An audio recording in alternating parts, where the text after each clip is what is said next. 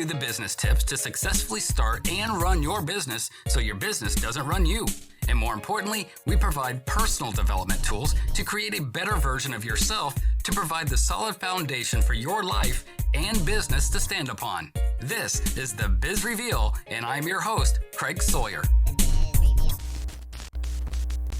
This week's episode is sponsored by Sawyer Health Solutions. Protecting what's important to you is what's important to us. Get your free health insurance quote at SawyerHealthSolutions.com.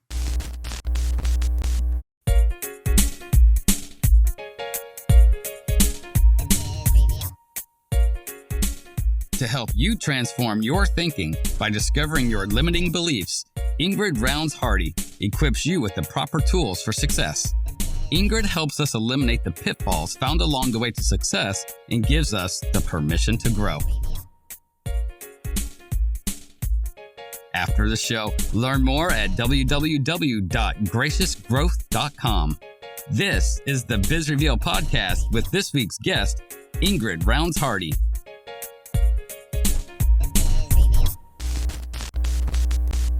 When a business owner is looking at growth and they know that, hey, I think it's time for us to expand and get bigger, what questions should they be asking themselves first to make sure they are prepared for that growth? Well, the initial stages of growth begin within the vision of the business owner. So they need to say, do I have a plan? And I call it counting the cost. So they need to sit down and say, what am I looking at long term when you're talking about growth? Because growth to one individual may not mean growth to another individual, the same things. So they need a plan, and that plan needs to encompass what they have to give, because you can't give anything that you don't have, and take inventory of what they have. Will they need to gain further skills or further information that's going to take them to their desired destination?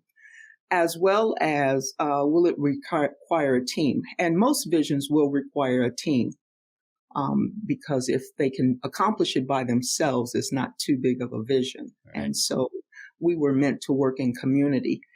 And so they need to assess basically, what is it going to take me to get where I desire to go? And then, of course, consult with and strategize with a coach because there's blind spots that they're not going to see. There's areas that they're not going to anticipate. There's always someone who's trekked ahead who has either fallen into some of the pitfalls or avoided them that can help them along the way. Well, they don't know what they don't know, right? If it's something you've not done before, you don't even know what questions to ask because you've never been there. So what types of, and I know you just kind of touched on this a little bit, I want to go a little bit deeper into that, but what types of internal processes are the things that you want to look at? Well, along with the curriculum that I teach in my coaching program, I look at what I call the 8 essential success systems of the excellent entrepreneur. And regardless of the size, whether you're a solopreneur or a major corporation, these success systems are essential to any business. And so they have to begin looking at, do I have something in place that's going to allow me to become profitable and sustainable and scalable? And so from that aspect of business, they have to be able to work on autopilot from a technological standpoint, but then have that high-tech, high-touch aspect from the personable and relational standpoint. So within themselves, they have to be able to know their audience and know the needs of their audience. So when they're looking internally, they have to say, okay, realistically, am I ready, for this track? I call it the point of no return, And so once you open the door, it's hard to shut it, right. And so they have to look at themselves and say, am I truly ready for this? And if not, to begin to prepare and to say, honestly, what is it going to take me to prepare? Am I willing to invest, whether it be time, whether it be finances? And sacrifice is always in the life of an entrepreneur.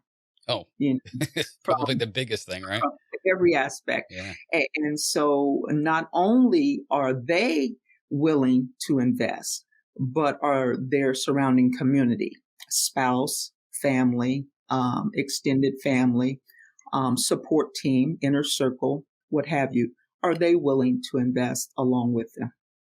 And I think that's one of the things. I'm glad you mentioned that, because that's one of the things I don't think that people consider, right? Because when we're talking about anything that has to do with business, we tend to just think about the business and everything that surrounds it, all the professional parts of it. Mhm. But there's also a personal aspect of it that if you don't have the support that you need on the personal side, the Mm. encouragement and support, it really does make any type of success 10 times harder. Yes, definitely. You know, And an individual, initially going into it, you wouldn't think so, but it does. it does. Yeah. I mean, if you're already doubting yourself or, struggling, and then you got somebody at home that's like, I told you so, it sure doesn't push you any harder, does it? When we're, Yeah. when we're talking about, let's say that all those questions have been asked, and they got all the things in place, and they're like, okay, let's start pushing towards this growth. You have a Mhm. sales team that's going to have to help you, right? I mean, like you said, you can't, Mhm. this is not something you do solo. You have to have a team around you to help you achieve these things. How do you get Correct. your sales team on board with you for that growth and to push towards that same goal? Well, when you talk about a team, whether it be sales operations or whatever department within your organization, um, you have to have buy-in from the top down. So you're imparting what you already believe. It's not a matter of getting them on board necessarily, as it is creating company culture. And so if that's something that's already innate within your company's culture, it will be much easier, and it will not be a quote unquote big sale, and so within the aspect of having a sales team, that is at the point of a luxury within the business as it's going from sustainability to scalability. Okay. And so, from an entrepreneur's standpoint, we're saying, hey, I have to focus over here. I need some help. I'm going to get somebody else and sort of outsource that. I am a big proponent that you need to have your finger on the pulse of every aspect of your business. So, even if you plan to delegate some task, whether it be sales or marketing or what have you, you need to have a fundamental knowledge of what it takes to run those portions of your business prior to delegation.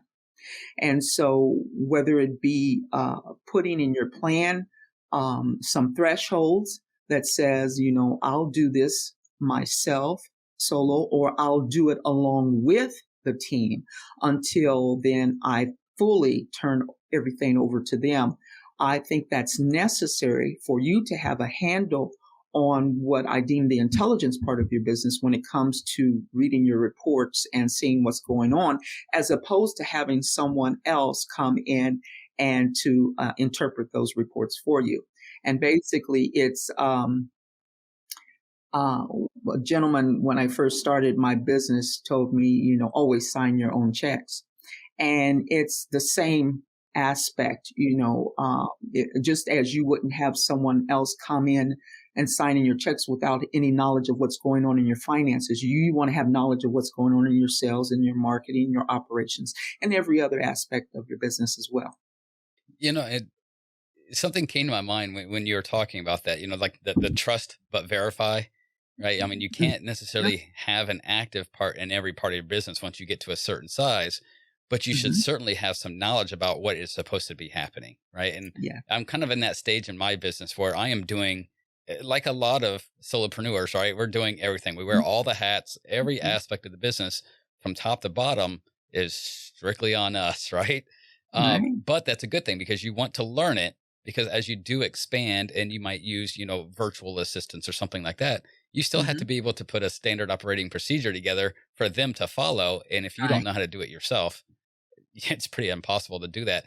And Amazon came to my mind when you were talking just now, Hmm. because when you say that you want to have like a finger on every part of your business, there is no way that he has a direct finger on every part of. I mean, Amazon blew up to what it is in like what, 20 years?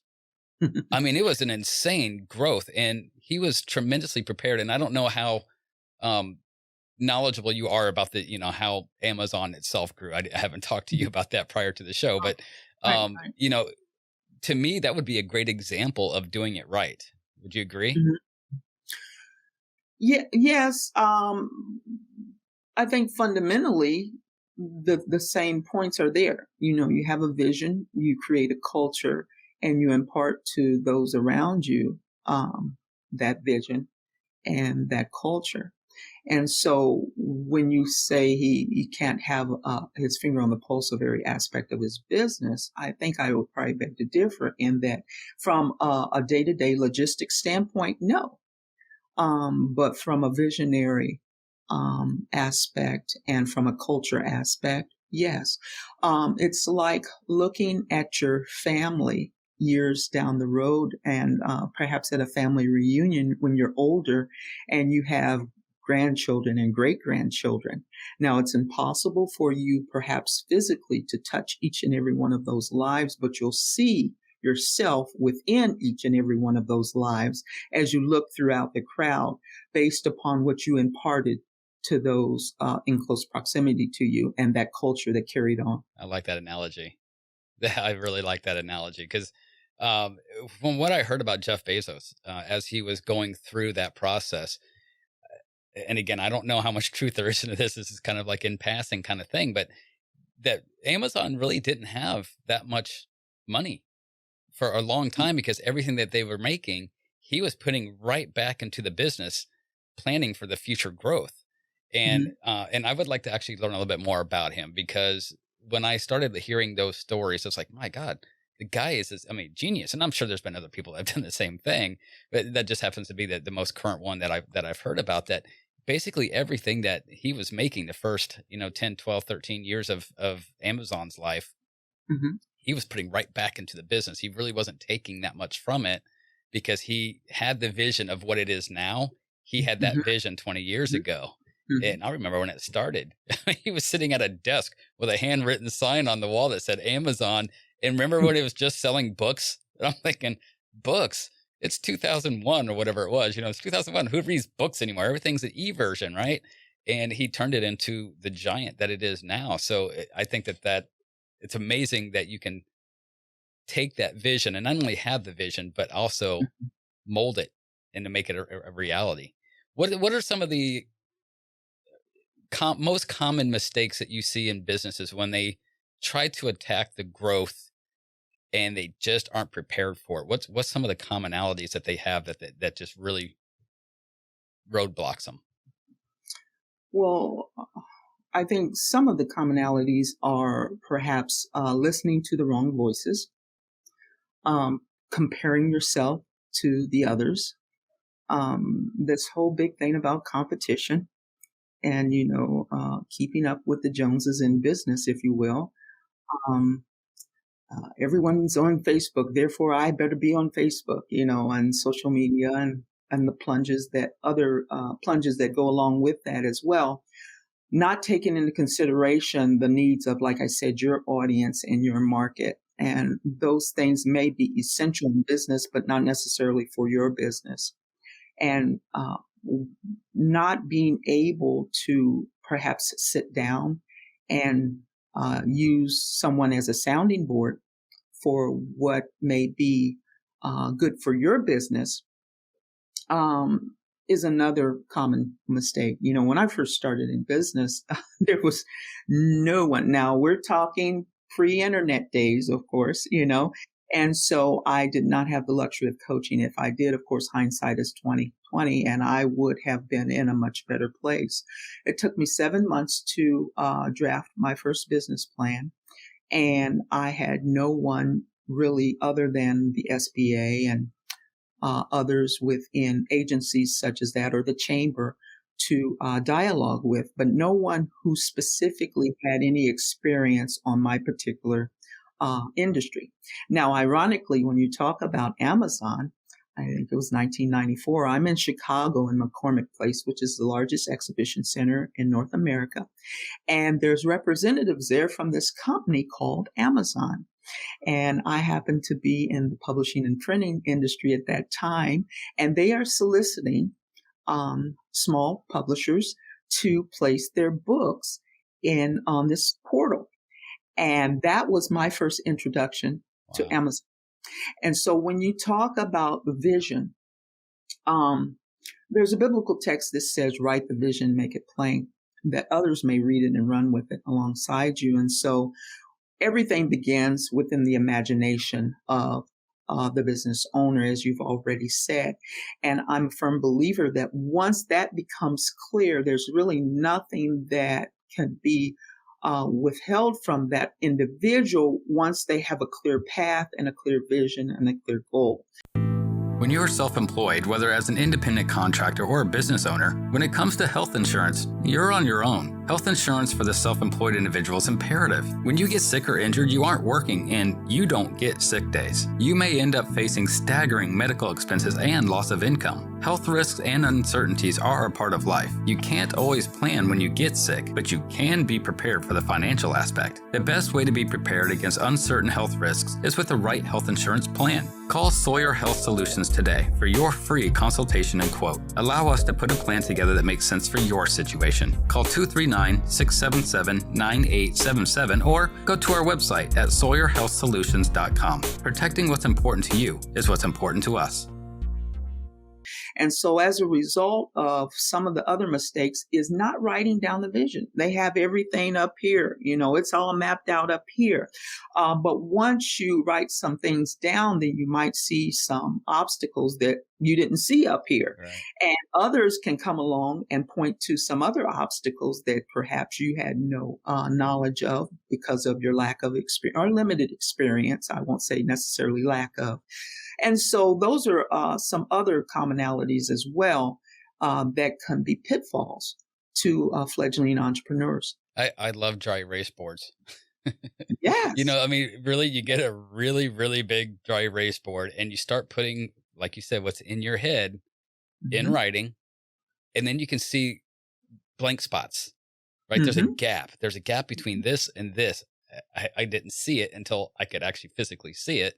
And then you can wipe it off and change this and add this. So dry erase boards, man, they're very forgiving, aren't they? Right. And sometimes that doesn't take place overnight. You have to leave it up there for a while. Right. I've got one that's literally 5 feet in front of me at my desk here in my office, and I stare at it. And whenever I got something going on, I put it on there, and I need to start keeping a notebook next to my bed, because when I lay down and I'm starting to go to sleep and the mind's going and I'm starting to think about things, yes, I'll come up with an idea and I don't want to forget it, because I know if I sleep and I wake up the next morning, it's going to be gone.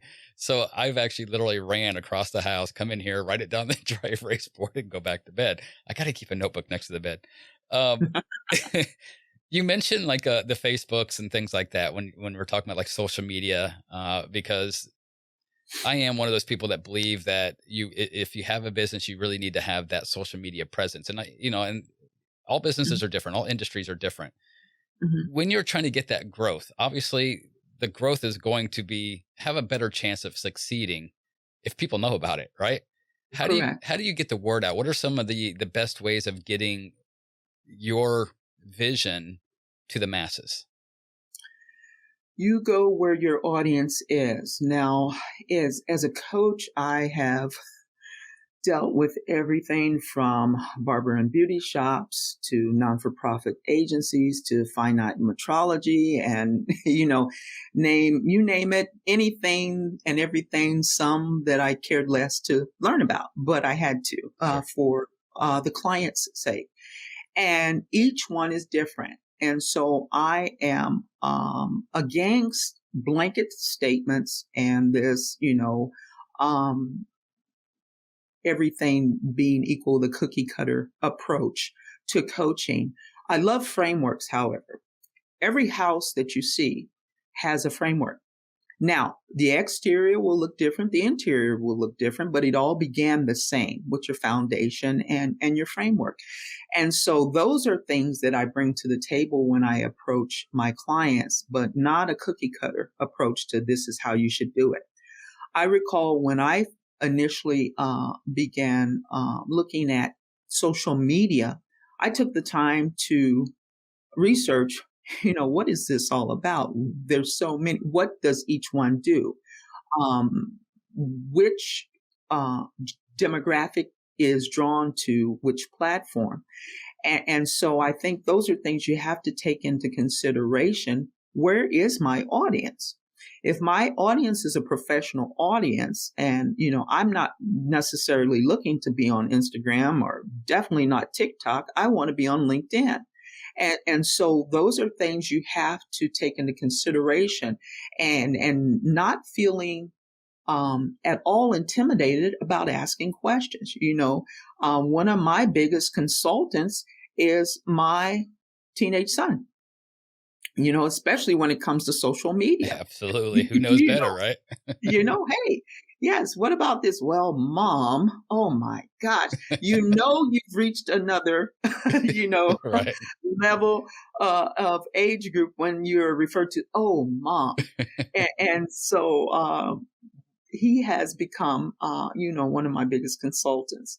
And so don't be afraid to reach out and get some information. It's good advice. And you go to where who's going to know how these things are used? Because TikTok to me, and that's one thing I'm actually looking at, because now TikTok is getting into the business side. It's not just the 15-second dancing videos and choreography videos anymore. Now it is that. But I like that you brought that up, because Facebook has its purpose of what types of content you should be like. You can, but if you're repurposing the same content on Facebook as you are on Instagram, as you are on LinkedIn, as you are on TikTok, they're not going to be as effective on some of those other mediums, because that is not what people are on those mediums to see. So you can still put your content out there on those mediums, but you need to customize your content for the demographics that are using it and use it the appropriate way. Yes. Do you have any examples that come to mind of companies that had great potential but got it wrong? Like they just got their processes wrong and they could have been much bigger than what they became because of that? Unfortunately, too many right. examples. Yeah. I've been in business a long time and everybody wants the shortcuts. And unfortunately, few are willing to go the distance of what it takes to build a business. And like I said, some are looking to the left and right of them, comparing themselves to others to see how they did it and think, that they can do the same things. And it is sad that, a lot of businesses go by the wayside. And of course, everyone knows the statistics that, most small businesses do not last past the 5th year mark. However, those that do, I think, are those that are willing to go slow and steady when it's necessary. You have to build a business that fits your lifestyle and not necessarily change your lifestyle to fit your business. And as a result of that, if people's businesses don't falter, sometimes their life falls apart as a result. You have successful business, you have a terrible lifestyle, and your family's suffering and your relationships are suffering across the board. And so that lifestyle balance comes into play when you're willing to create the business that fits your lifestyle. Now, when I began my business initially, I had goals and visions of what I wanted to do, but I started my business before I became a wife, before I became a mother. And so individuals, you're going to change and become 3 to 4 different people when you get married uh, let alone after not having a business. You're the newlywed, and then you become the parent. Then you become, the working parent and teenagers. Oh God, let's not go into That's a whole different topic right there, a right? whole different topic altogether. Then you become, the midlife individuals, and God forbid, then the individual who winds up turning around and taking care of their parents. Right. And so there's different stages that you're going to go through. Now, add on to that the different stages of a business and the complexities there. And so there's so many things to take into consideration that you want to build a business that is sustainable and scalable for you. And like I said, that may not be the same thing as as what you're looking at for your business as it is for me. Sure. Yeah, everybody's individual. As you were talking, a conversation that I had a few days ago came to mind, and that was we were talking about kind of the miracle of relationships, right? And if Mhm. if you're somebody, I'm a people watcher, and I love to watch people and just kind of just take everything in. And um, when you see couples who are in their like 80s and 90s, they've been married for 70 years. The miracle it takes to make Mhm. one relationship last that long. I don't Yeah. know how often people think about what it takes because as people, we change over time, right? Mhm. At least I Yeah. hope we do. Because Mhm. the times are different, technology is different, the people you come in contact with are different, your Yeah. situations, economically and emotionally, are different, and it molds you, and you change throughout that whole process. So the miracle of marriage is pretty damn awesome to keep a marriage together that long because both Mhm. people are changing, and you just hope that you Right. change in the same way together. And as you were talking about being a business owner and your situation changed personally, and so you had to change how you handled the business is also changing just like a marriage. So you can be a Right. business owner and your business is changing, you're changing, and you just kind of hope that they kind of work in the same path together to Right. to make it both work. Well, I heard someone say recently that instead of promising to love, honor, and cherish, then we should say we promise to stick it out with this individual, basically that you will fight with for the rest of your life, and regardless of what and disagree with. And different terms such as that. And so I think we do have it backwards at times. I tell individuals, happily ever after was Disney's story. It was not necessarily God's. Right. And so we look at things in terms of always, the positive, but realistically, life is full of negatives. And so you have to learn to navigate the negatives, and you have to choose an individual that that's going to be there with you throughout all of those negatives. Exactly. Exactly. One more question for you. When we're talking about growth, there's obviously a million different types of growth when we're talking about that. Hmm. If you're growing from a small business to a larger corporation, it's probably inevitable that you're going to be expanding geographically as well. What Hmm. types of things do you have to start considering if you're expanding outside of your state or even outside of your country? First and foremost, regardless of the what type of growth you're talking about, it has to begin with at the helm. So within the mindset of the leader, and they have to have, if they're expecting to grow globally, they have to have a global mindset, and so they have to be willing then to embrace the diverse cultures and needs of diverse audiences and markets. And that's something then that they can impart to the rest of their team. And so when you look at growing from a geographical standpoint, most people still have that small town mentality. Now, I began my business in a pretty decent sized county, but they were still of the mindset of they wanted to look you in the eye and shake your hand. Hmm.